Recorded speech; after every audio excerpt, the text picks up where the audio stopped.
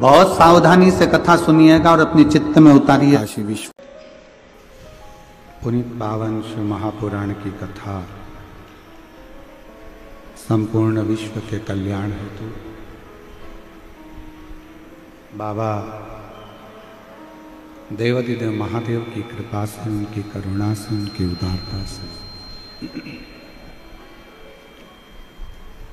छोटी काशी कही जाने वाली यह पवित्र धरा जयपुर राजस्थान की भूमि राजा महाराजा श्री गोविंद देव भगवान की यह पवित्र धरा, जहाँ ईसर गोरा शिव महापुराण की कथा का दिव्य भव्य आयोजन आयोजित किया गया। आज कथा का विराम दिवस है।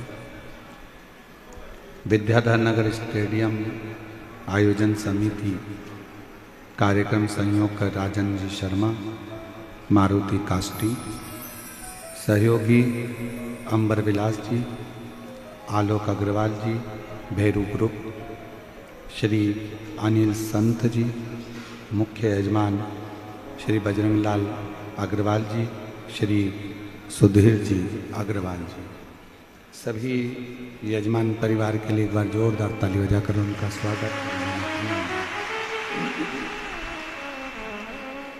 कथा मंडप में विराजमान सभी संत, साधु, गुरुजन, तपस्वी जन, ब्राह्मण जन एवं सभी शिव भक्त जो पूरी रात्रि से इस कथा के इंतजार में भगवान की अविरल भक्ति को धारण करते हैं और प्रातः इस कथा का लाभ ले रहे हैं। तेरी कृपा बिना नहीं एक भी लेते श्वास, तेरी कृपा से धनु धनु बखान क्या करूं मैं, राखों के का चपटी भगोत में खजाना कुबेर का, हे गंगाधार मोतीलाल ओमकार तू, भोले ओमकार तू, आयो शरण तिहार शंभो तार तार तू, बखान क्या करूं मैं, राखों के ढेर का चपटी भगोत में है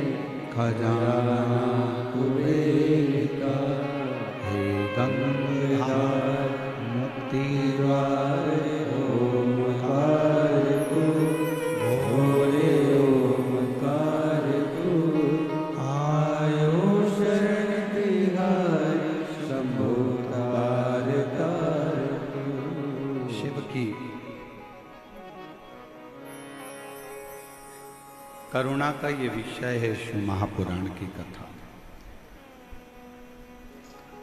कोई तुमसे पूछे कि भगवान शंकर सबसे पहले क्या देते हैं, क्या प्रदान करते हैं, तो मेरा देवाधिदेव महादेव अगर सबसे पहले देता है तो अविरल भक्ति देता है, और वो भक्ति राम जी के प्रति हो, कृष्ण जी के प्रति हो, वो भक्ति अविरल भक्ति। दूसरे नंबर पर मेरा भोले बाबा, मेरा शंभू, मेरा त्रिकालदर्शी अगर देता है तो आपको जीवन जीने का तरीका और कुछ नया जीवन आपको प्रदान करता है, आपको देता है। तीसरे नंबर पर अगर मेरा शंकर भगवान कुछ देता है तो वो आपके घर में इतना वैभव दे देता है, इतना धन दे देता है कि आप अपनी जिंदगी अलमस्त होकर शिव के आश्रित होकर जी सकते हैं। चौथे नंबर पर मेरा शंकर भगवान अगर देता है तो आपके घर में जितना रोग है, जितनी तकलीफें हैं, वो समाप्त कर देता है। और 5वें नंबर पर पंच परमेश्वर के रूप में, शिव पंचायत के रूप में 5वें नंबर पर अगर भगवान शंकर देता है तो वो आपके जीवन में आने वाले सारे विघ्नों को, सारी तकलीफों को काटता हुआ शिव अपनी ओर आपको जोड़ने का प्रयास करता है, अपनी ओर लाने का प्रयास करता है।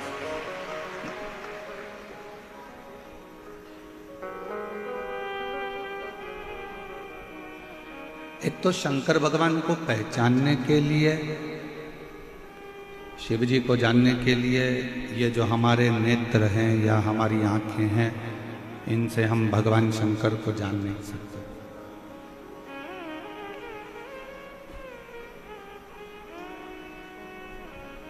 बहुत सूक्ष्म अगर कोई चीज होती है, उसको देखने के लिए दूरबीन लगाना पड़ता है।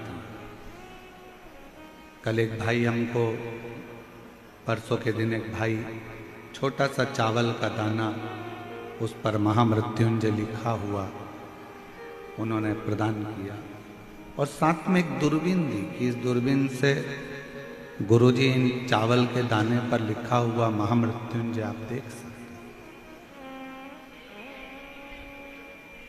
और हम उनको धन्यवाद देते हैं कि कम से कम आपने एक छोटे से चावल के दाने पर महामृत्युंजय तो लिखा, उसका अनुष्ठान तो किया।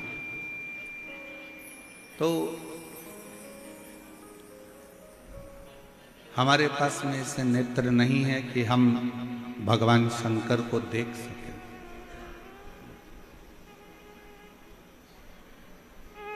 हमारे पास में ऐसी आंखें नहीं है कि हम भगवान शिव को पहचान सकें। नेत्र देगा वो उसको पहचानने के लिए, आंखें देगा वो उसको देखने के लिए। एक प्रसंग आता है रेणु भगत का। दक्षिण का रहने वाला है रेणु, और उसकी आंखों से दिखाई नहीं देता,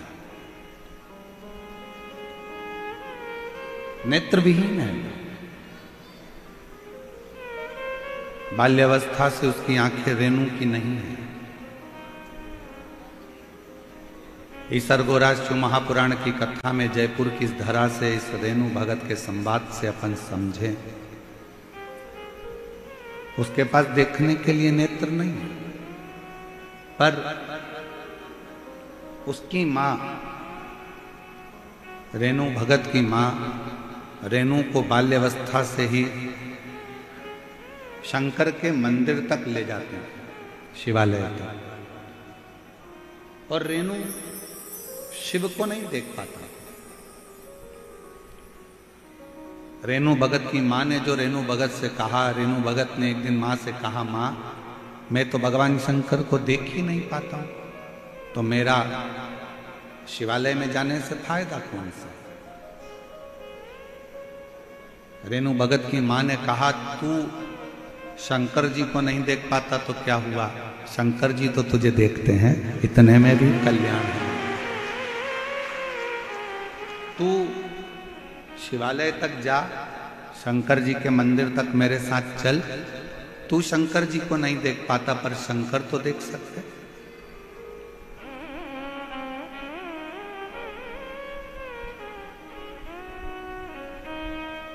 और देख लिया संसार हमने देख लिया, सब मतलब के यार हमने देख लिया, झूठ झूठे नाते झूठे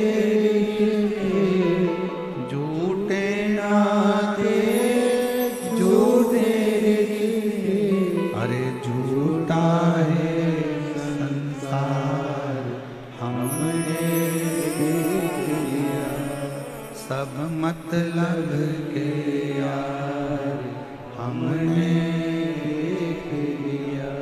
देख लिया, संसार हमने देख लिया, सब मतलब के यार हमने देख लिया। रेणु भगत भगवान को नहीं देख पाता। माँ ने कहा कि भले वो ना देख पाए, पर तुम अगर शिव को नहीं देख सकते, पर भगवान शंकर तो तुम्हें देख सकता।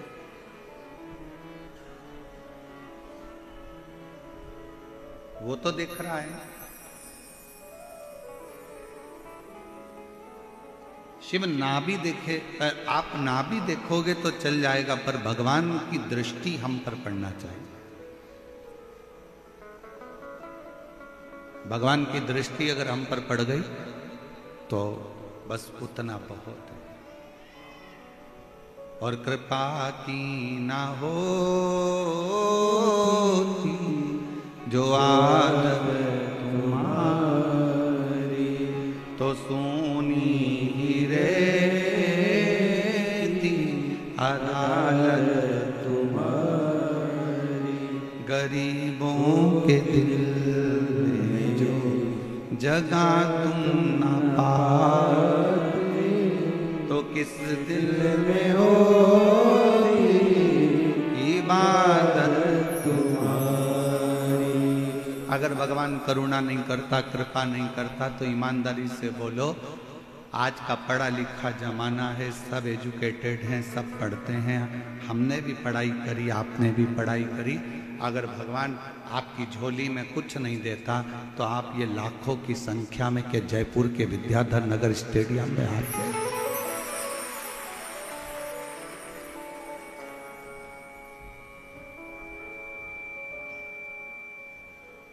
कौन आता? कृपा की ना होती जो आदत तुम्हारी, तो सुनी ही रहती अदालत तुम्हारी। अगर वो करुणा नहीं करता, अगर वो कृपा नहीं करता, अगर वो दया नहीं करता, तो आप और हम यहाँ क्या करते हैं?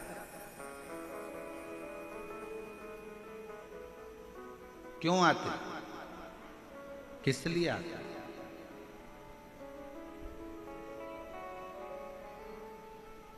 उसने करुणा करी, कृपा करी, तो अपन यहां पहुंचे।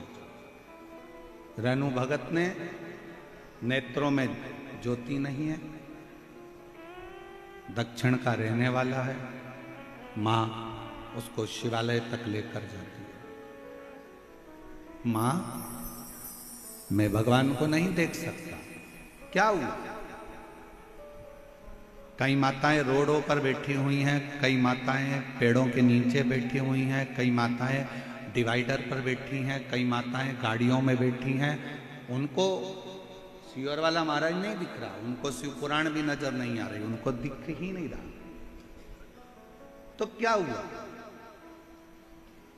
आप शिव को नहीं देख पा रहे हो, पर मेरा शंकर तो अड़भंगा आप जहां बैठे हो वो आपको देख रहा है।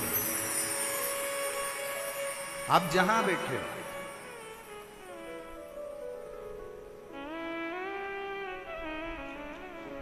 ये पंडाल, सारे पंडाल जितने भी हैं वो रात को 12 बजे पूरी तरह से फुल हो चुके थे। रोड के जितने डिवाइडर हैं, जितने किनारे हैं, वो सुबह 3 बजे तक पूरे फुल हो चुके थे। और जितनी आसपास की रोडें हैं, जितनी आसपास का क्षेत्र है, वो सुबह 6 बजे तक फुल हो चुके थे। और अभी भी शिव भक्तों के ऑटो और गाड़ियां पूरे 12-15 किलोमीटर दूर तक ढेर लगी हुई है। जहां देखोगे वहां शिव ही शिव नजर।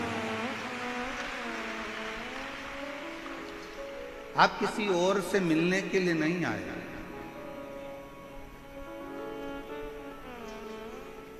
आपके कानों में बस केवल शब्द जानना चाहिए शिव महापुराण के, और वो शब्द का स्मरण।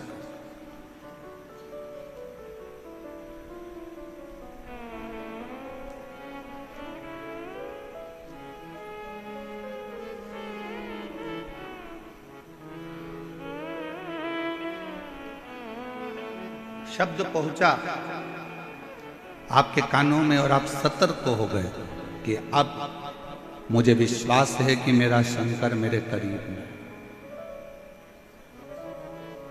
आज भारत सरकार भी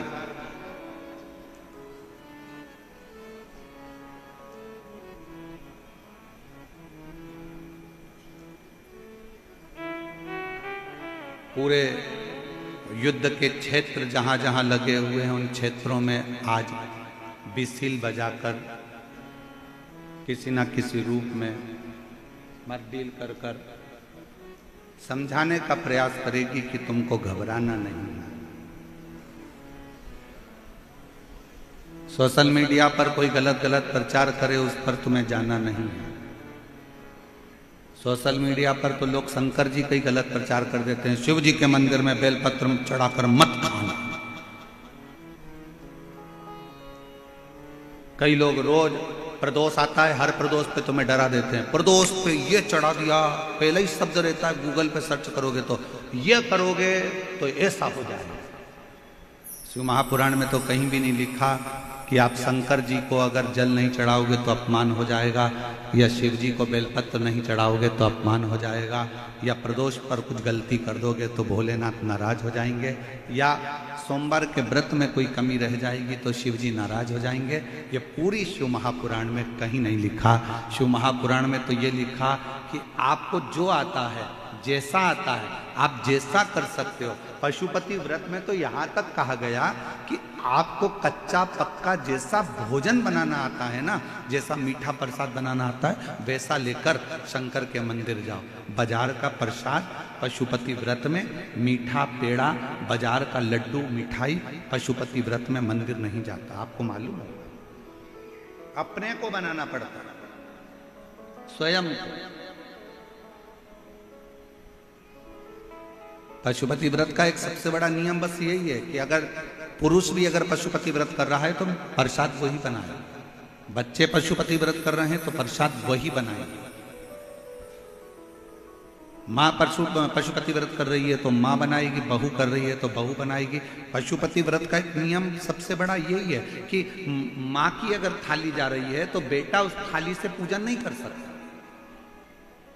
माँ अगर पशुपति व्रत कर रही है और बेटा भी पशुपति व्रत कर रहा है तो माँ अपना प्रसाद खुद बनाए, बेटा अपना प्रसाद खुद बनाए। माँ अपनी थाली खुद लेकर जाए, बेटा अपनी थाली खुद लेकर जाए। दादी भी कर रही है और पोती भी कर रही है तो दादी अपनी थाली ले जाए, दादी अपना प्रसाद बनाए, पोती अपना प्रसाद बनाए, पोती अपनी थाली लेकर जाए। पति अपनी थाली लेकर जाए, पत्नी अपनी थाली लेकर जाए। पशुपति व्रत स्वतः करना पड़ता है, स्वयं। सोशल मीडिया पर बहुत डराएंगे आपको कि ऐसा हो गया, वैसा हो गया। वहम में नहीं पड़िएगा, व्यर्थ की बातों में नहीं जाइएगा। जो शासन प्रशासन आपको गाइडलाइन दे, जो सरकार आपको बताए, उसके अनुकूल चलिए, उसके अनुकूल।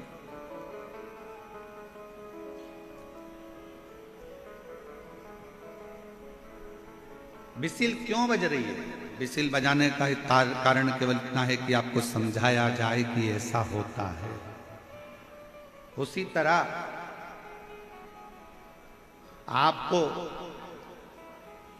शिव नजर नहीं आ रहे हैं, आपको कथा का पंडाल नजर नहीं आ रहा है, आपको शिव महापुराण की पोथी नजर नहीं आ रही है, पर आप जहां बैठे हो और भगवान शंकर की कथा को जहां बैठकर सुन रहे हो, आप भले शिव को ना देख पाए, पर हमारी शिव महापुराण की कथा ये कहती है कि मेरा शंकर आपको जरूर देख रहा होगा, आपकी झोली जरूर।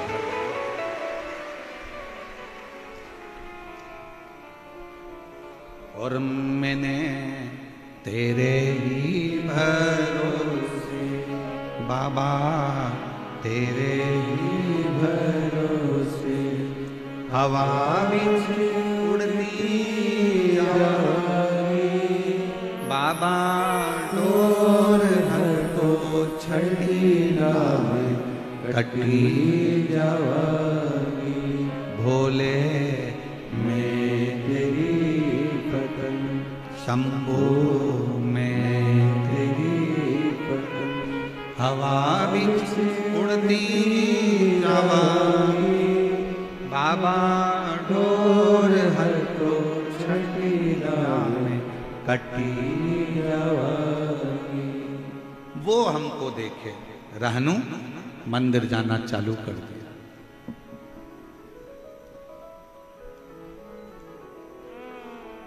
एक बार रहनू के माता पिता रहनू को लेकर मल्लिकार्जुन का दर्शन करने के लिए गए। श्री शैलम पर्वत, जहां पर भगवान शंकर और पार्वती दोनों विराजमान हैं, मल्लिकार्जुन की भूमि। बोल मल्लिकार्जुन भगवान की। 12 ज्योतिर्लिंग में से एक ज्योतिर्लिंग मल्लिकार्जुन, जहां पर भगवान शिव और पार्वती दोनों बैठे, दोनों 2 ज्योतिर्लिंग का वर्णन है। रहनू को ले गए।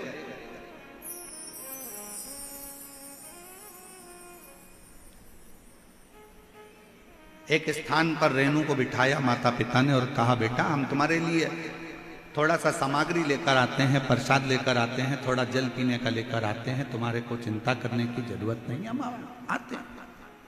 क्यों चिंता करते हो, क्यों टेंशन लेते हो, क्यों विचार करना है?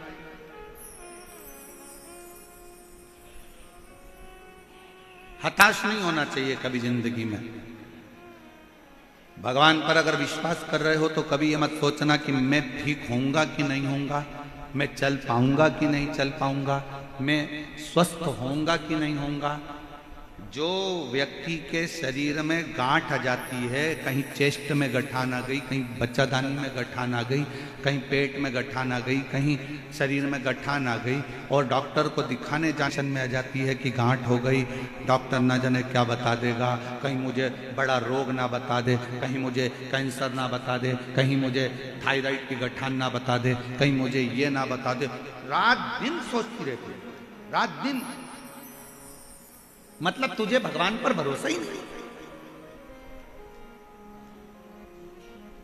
दिन रात सोच रही है कहीं मुझे ये बीमारी तो नहीं हो जाएगी, कहीं मुझे ये बीमारी तो नहीं हो जाएगी, कहीं मुझे ये बीमारी तो नहीं हो जाएगी। और तुम बार बार मनन चिंतन उसी चीज का करोगे तो वो बीमारी तुमको एक ना एक दिन पकड़ ही लेगी। और अगर तुमने मनन चिंतन करना छोड़ दिया, ये तो छोटी मोटी गांठ है, कथा में सुना है मैंने, शंकर जी पे चढ़ा हुआ जल पीने से ठीक हो जाती है। डॉक्टर से जांच करवाऊंगी, डॉक्टर दवाई देगा, कुंदकेश्वर महादेव का नाम लेकर डॉक्टर की दी हुई दवाई को खाऊंगी और शंकर जी के मंदिर में एक लोटा जल चढ़ाऊंगी, ठीक हो जाऊंगी, पक्का पक्का। गठान 1 महीना 1.5 महीने के अंदर गलना ही पड़ेगी, क्योंकि तुमने विचार ही ऐसा करना। अगर कोई बहू जरा जरा सी बात बोलती है और तुम जरा जरा सी बात में लड़ाई करोगे तो झगड़ा बढ़ता जाएगा। बोलो बढ़ेगा कि नहीं बढ़ेगा? जम के बोलो जरा। बहू अगर कोई भी बात बोल रही है ना और तुम उससे लड़ाई करोगे, झगड़ा करोगे तो झगड़ा बढ़ता चले जाएगा। बहू ने कुछ बात की और तुमने बात करी तो झगड़ा बढ़ेगा। थोड़ी थोड़ी सी बात में अगर तुम बार बार मनन चिंतन करते रहोगे, मनन चिंतन करते रहोगे तो बीमारी बढ़ती जाएगी। अब बहू ने कुछ कहा और तुमने यहां से सुना और यहां से निकाल दिया, उसका जवाब ही नहीं दिया, तो झगड़ा होगा क्या? जम के बोलो जरा। नहीं।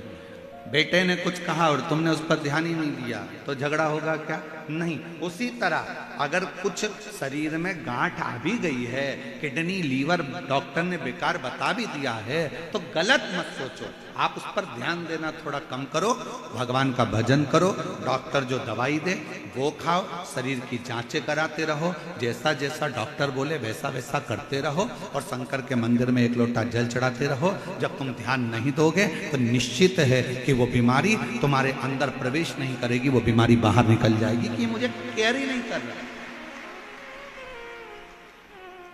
ये तो मुझे केयर ही नहीं कर रहा है।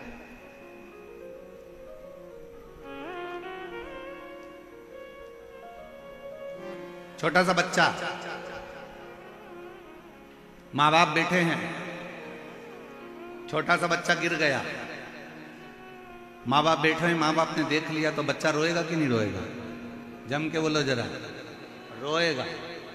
और छोटा सा बच्चा, माँ बाप है ही नहीं यहाँ पर और गिर गया, रोएगा नहीं, झटक झुटक के करके झटकेगा और ठीक, उसको मालूम है कोई देखने वाला है ही नहीं। उसी तरह बीमारी को केयर करोगे, बार बार ध्यान दोगे, बार बार ध्यान दोगे, बार बार ध्यान दोगे, तो वो सोचेगी कि इसको मुझे जरूरत है, इसलिए मुझे इसके शरीर में बीमारी को बना के रखना है। और जब तुम केयर ही नहीं करोगे, आग लगे बस्ती में अपन रहो मस्ती में, शंकर बैठा है सब संभालेगा। अच्छा, एक पत्र है, अच्छा है।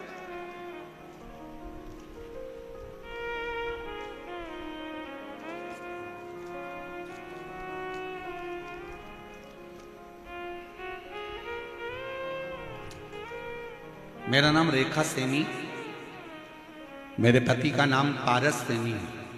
मैं विद्याधर नगर के मुरलीपुरा की रहने वाली हूँ। मेरा नाम रेखा सैनी, पति का नाम पारस सैनी, मैं विद्याधर नगर के मुरलीपुरा की रहने वाली हूँ। मैं भोले बाबा की शक्तियों का वर्णन कैसे करूं? मेरा बेटा है जो आज 8 साल का हो गया, मेरा बेटा 8 साल का हो गया, जो बचपन से न चल नहीं पाता था और ना ही पूरी तरह से बोल पाता था। हमने बड़े बड़े डॉक्टरों को दिखाया, पत्र एलईडी पर चल रहा है, पत्र एलईडी पर चल रहा है, आस्था चैनल पर भी चल रहा है, आप लोग पढ़ सकते हैं। मेरा बेटा है जो 8 साल का हो गया, जो बचपन से चल नहीं पाता था, ना ही पूरी तरह से बोल पाता था। हमने बड़े बड़े डॉक्टरों को दिखाया, बहुत इलाज करवाया, पर कोई फर्क नहीं पड़ा। गुरुजी, डॉक्टर ने तो मना भी कर दिया कि ये ना चल पाएगा और ना बोल पाएगा। डॉक्टर ने ऐसा बोला कि ये ऐसा ही रहेगा जैसा अभी की स्थिति में है, पलंग पर ही पड़ा रहेगा, पलंग से उठ नहीं पाएगा। 8 साल का बेटा हो गया गुरुदेव, पलंग से उठता नहीं। हम लोगों ने हार मान ली, पर मेरी माँ ने कहा कि वो सीहोर गए और सीहोर वाला गुरुजी कि उस कुबरेश्वर धाम पर जा, वहां से रुद्राक्ष लेकर आ। हम लोग रुद्राक्ष लेने गए, कंकर शंकर पूजन करी और बाबा से रुद्राक्ष मांग कर आ गए। टीवी पर बेटे को कथा सुनाते और बेटे के शरीर पर रुद्राक्ष का जल लगाते। आज बाबा को मैं धन्यवाद देने के लिए आई हूँ, जो बेटा मेरा 8 साल तक उठ नहीं पाया, बोल नहीं पाया, आज बाबा की कृपा से वो अपना काम भी करता है और थोड़ा बोलता भी है। मैं बाबा को धन्यवाद देने के लिए, आज मेरा बेटा, उसकी आवाज भी खुली, बोलना भी चालू करा और आज अब वो खुद अपना काम कर लेता है, खुद अपना काम करने लगा। ये शिव है, ये शंकर है। कहीं बैठे हो तो बेलपत्र लेने के लिए आए।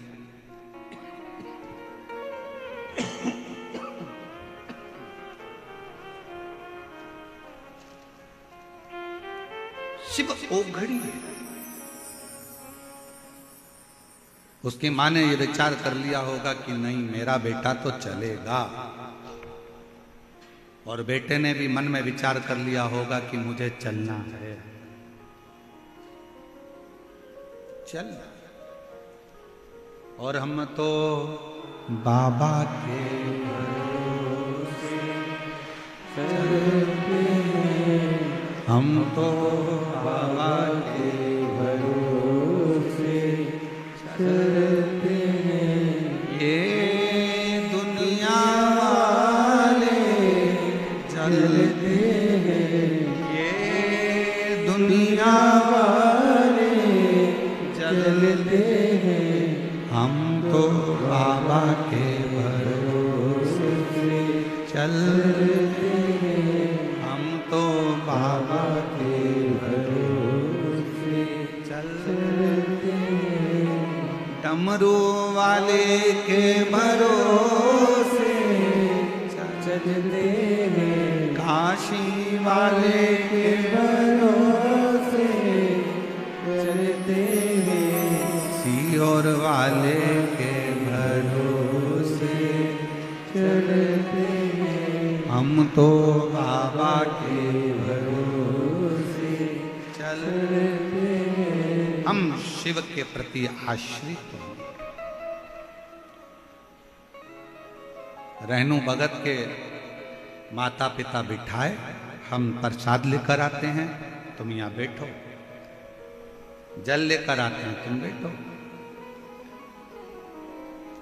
मल्लिकार्जुन श्री सेलम की भूमि, भारत की भूमि पर जितने प्राचीन शिवालय हैं, भारत की भूमि पर जितने प्राचीन ज्योतिर्लिंग हैं, उपलिंग हैं, भारत की भूमि पर जितने शंकर के स्थान हैं, ये हमको ऊर्जा देते हैं।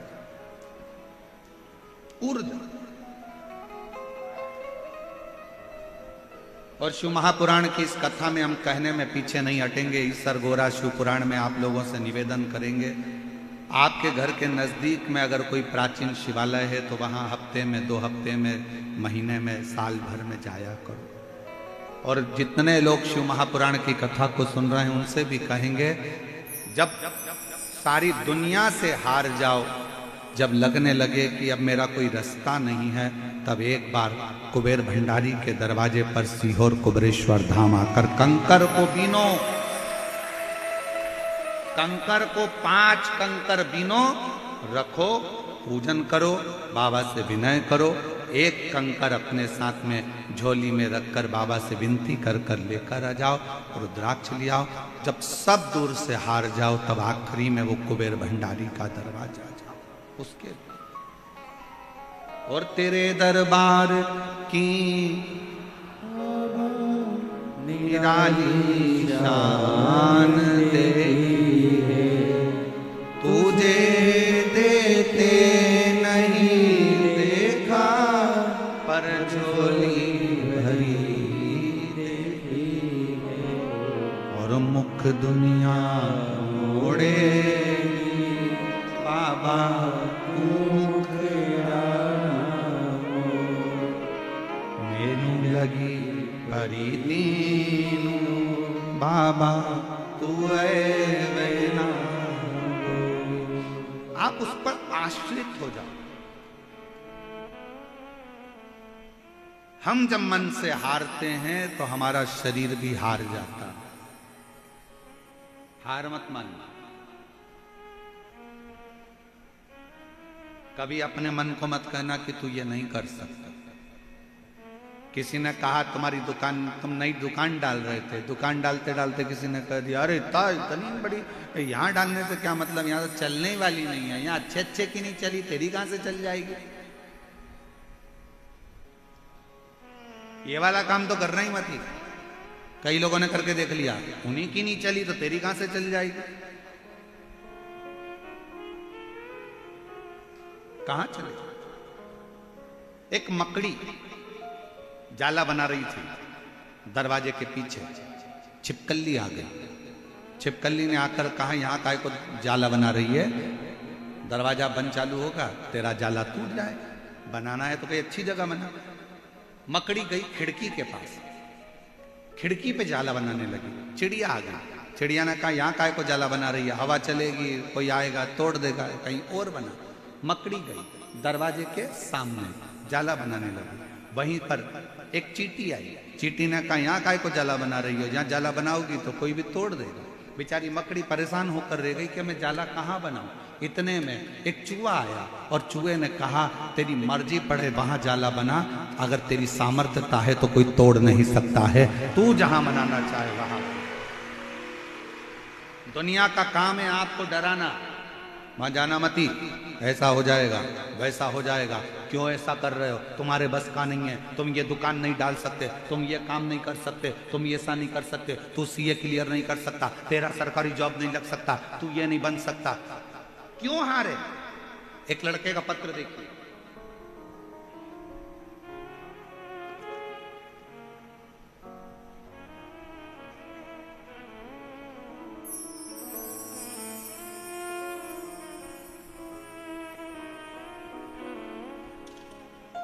सर्वप्रथम महादेव गुरुदेव आपको प्रणाम। मेरा नाम जसवंत सिंह है, मैं कोटपुतली जयपुर का रहने वाला हूं। गुरुदेव महादेव की कृपा और आशीर्वाद का मैं क्या कोई बखान करूं, ऐसे शब्द बन मेरे पास नहीं महादेव की महिमा का मैं रूप वर्णन कर सकता। गुरुदेव सन 2011 से सरकारी नौकरी की तैयारी कर रहा था। अभी सन कौन सा चल रहा है? 2025। कब से कर रहा है? 2011 से। बहुत अधिक मेहनत करने पर भी मुझे हर पर किसी न किसी कारणवश असफलता ही हाथ लगी, जिससे मैं और मेरे घर वाले बहुत निराश हो गए। तब परीक्षा देना बंद कर दिया, सरकारी नौकरी की तैयारी करना बंद कर एक दिन टीवी पर कथा सुन रहा था और आपने कह दिया कि अपनी मेहनत को 4 गुना करो, शिव पर भरोसा करो, अथक मेहनत करोगे तो जीत कर ही रहोगे। मन में आया कि एक बार आपकी कथा कहीं जाकर सुनूं। तब हम लोग यहां जयपुर से सुवासा चले गए, जहां पर आपकी कथा चल रही थी। कथा के पंडाल में बैठकर कथा सुनी, बाबा को प्रणाम करा, निवेदन करा और नमन कर कर बाबा से विनती कर कर आ गए। पशुपति नाथ का व्रत किया, बेलपत्र बाबा को चढ़ाना प्रारंभ करा, मंदिर में झाड़ू पोछा करता, पढ़ाई को 4 गुना करता। 2011 से तैयारी करता करता करता निकाल दिए 10 साल और बाबा से विनय करी, हिम्मत आई। 12 वर्ष के बाद फिर अप्लाई करा और बाबा की कृपा से गुरुदेव आप कहते हो कि शिव सुनता जरूर है, निश्चित है जो कथा के पंडाल में पहुंचा है उसकी झोली 3 महीने में बाबा भरता जरूर है। और बाबा की कृपा से आज मेरे शंकर भगवान ने मुझे अप्रैल के महीने में 2023 में भारतीय रेलवे में मुझे नौकरी दे दी। मैं बाबा को प्रणाम करने, भारतीय रेलवे में अप्रैल 2023 में बाबा ने मुझे नौकरी दे दी। 12 साल के बाद कठिन परिश्रम करा है, 12 साल के बाद हिम्मत नहीं हारी और मेरे शिव ने दिया। शंकर, आप मन को क्यों कहते हो कि हार गए?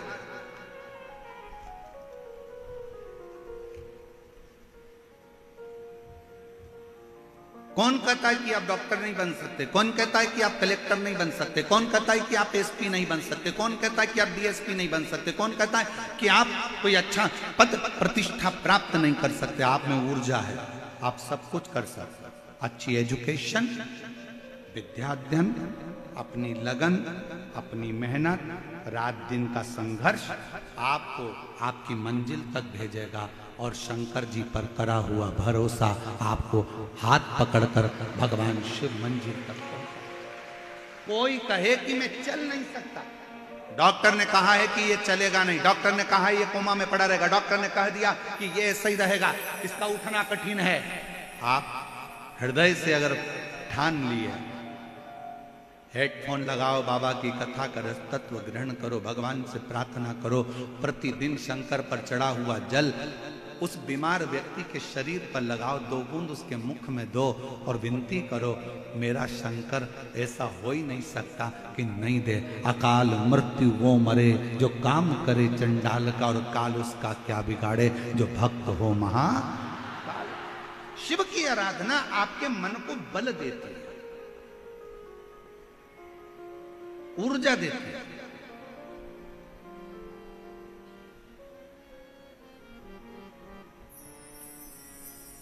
शिव की आराधना आपको एक एनर्जी देती है। करो।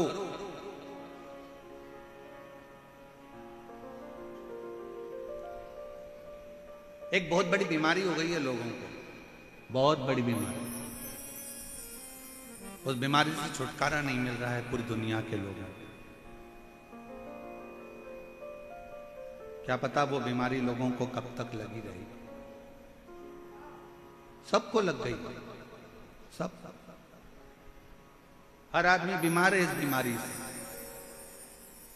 और वो बीमारी कौन सी है? वो बीमारी है कल। कौन सी बीमारी है? कल। बेटा पढ़ाई कर ले, मम्मी कल से कर लूंगा, बिल्कुल इतनी जान झोंक दूंगा कि मैं क्लियर कर लूंगा। बेटा ये काम कर ले, मम्मी कल कर लूंगा। दुकान खोल ले, पंडित जी ने कल का मुहूर्त दिया है और कल से पहले निपट गया तो कल का मुहूर्त। फैक्ट्री का मुहूर्त कल का। भगवान राम जी का राज्य अभिषेक कल होने वाला था, रात में ही 14 वर्ष के लिए बन जाना पड़ा। कल किसने देखा? किस कल की बात करते हैं? दुनिया के नवयुवक बेटा बेटी, नवयुवक लड़के लड़कियों को ये रोग लग गया, ये बीमारी लग गई है। मम्मी कल, बस कल, बस कल। शिव महापुराण की कथा में शंकर भगवान पार्वती से कहते हैं कल कभी नहीं आता, आज जो कर लिया वो कल पलट देता है। जो आज कर लिया वो कल। मैं पढ़ाई करूंगा कल से, मैं टाइम टेबल बनाऊंगा कल से, मैं उठूंगा सुबह मॉर्निंग वॉक करने जाऊंगा कल से, मैं मॉर्निंग वॉक करने जाऊंगा कल से, डॉक्टर को दिखाऊंगा कल, ये काम करूंगा कल, वो काम करूंगा कल।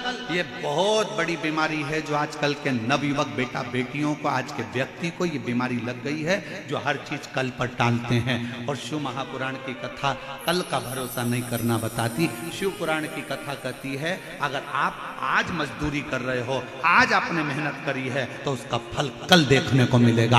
आप आज से चालू करो, आज से करो ना। पर हमने ये ना जाने कौन सी बीमारी अपने अंदर लाकर रख ली। कल बहू कहती है मैं कल मम्मी ये सारा गेहूं कल साफ कर दूंगी, ये सारी दाल कल साफ कर दूंगी, मम्मी मैं कल अलमारी साफ करूंगी, मम्मी कल मैं घर साफ करूंगी। और घर साफ करने बैठी थी और मामा जी आके बैठ गए तो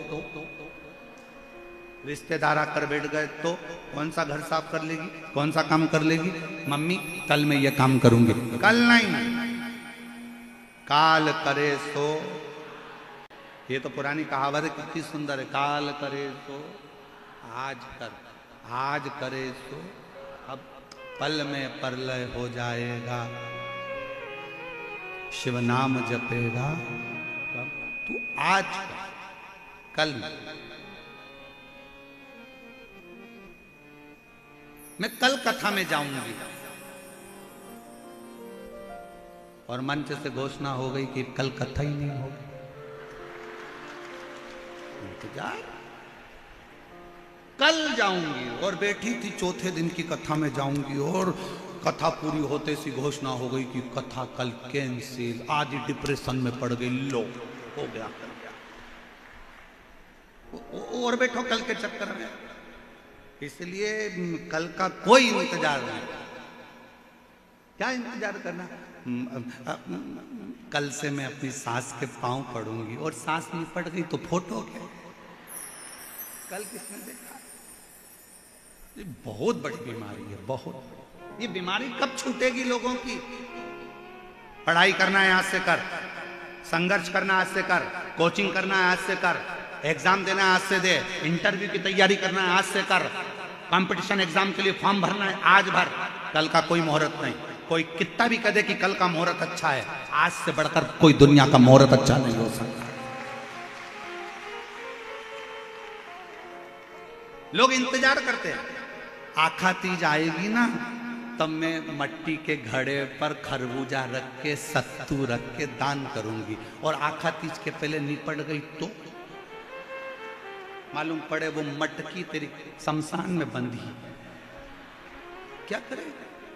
इंतजार करते हैं। बस अब की बार दिवाली आएगी ना तो वो एक कथा है ना, कितनी सुंदर। एक पति पत्नी घूमने के लिए गए और विदेश घूमने गए और पत्नी ने पति से कहा यहाँ पर गोल्ड सस्ता है, एक हार दिला दो। पति ने उसको गोल्ड का हार दिला दिया। पति ने कहा पहन ले। पत्नी बोली अभी नहीं, शादी की सालगिरह वाले दिन पहनूंगी। शादी की सालगिरह आ गई। पति ने कहा मैंने तुझे हार दिलाया था, वो पहन ले।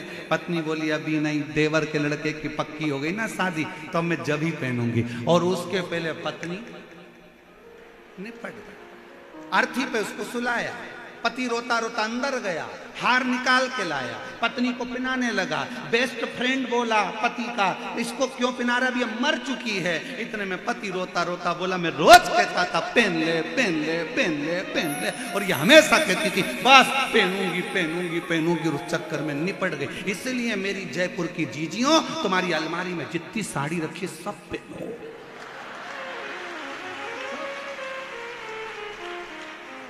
क्या भरोसा है, क्या भरोसा। अब तुमने तो घड़ी बना बना के अलमारी में रख दी। कभी कभी दिवाली पे वो नीचे गिरती है, साड़ियां भी कहती है कब पहनेगी, पहन ले पहन ले। और मालूम पड़े पहन नहीं पाई और उसके पहले निपट गई। ऊपर जाती जाती यमराज से बोली वंस मोर, यमराज से वंस मोर, एक बार वापिस छोड़। यमराज पूछा क्यों, नीले कलर की नी पहनी, उसमें अभी पीको लगवाई थी मैंने, उसकी चोली सिलवाई थी, उसकी फाल लगवाई थी, वो ऐसी कैसी धरी की धरी रह गई। इतने में यमराज बोला फालतू बात मत कर, लीलाबाई चल रही कि दूध धर गए। चल, वो यमराज से क्या भिड़े उससे, चल। अब वो नीली कौन पहनेगा, तू तो निपट के गई। बड़ी बहू आकर बोली मम्मी की ये वाली साड़ी तो मेरी, और जोड़ जोड़ के रखती जा, मत पहन मत पहन। इसलिए आज से नियम बना लो, अपनी अलमारी में जितनी साड़ी एक से बढ़कर है, शादी वाला चुन्नी बेस भी निकालो, कब पहनोगे, खूब अलमस्त होकर। ईसर गौरा जी का मूर्ति का दर्शन करो, मेरी गौरा महारानी 16 श्रृंगार में दिखती है और वो कहती है जीवन का कोई ठिकाना नहीं, इसलिए पूरे श्रृंगार के साथ अपनी जिंदगी जियो, पूरे। अब कई माताएं कहती हैं हमारी तो अवस्था हो गई, हम तो 60 साल के हो गए, अगर अब हम ऐसा सब पहनेंगे तो लोग क्या कहेंगे। अरे दुनिया के लोगों को जान दो, दुनिया के लोगों का क्या पड़ा है।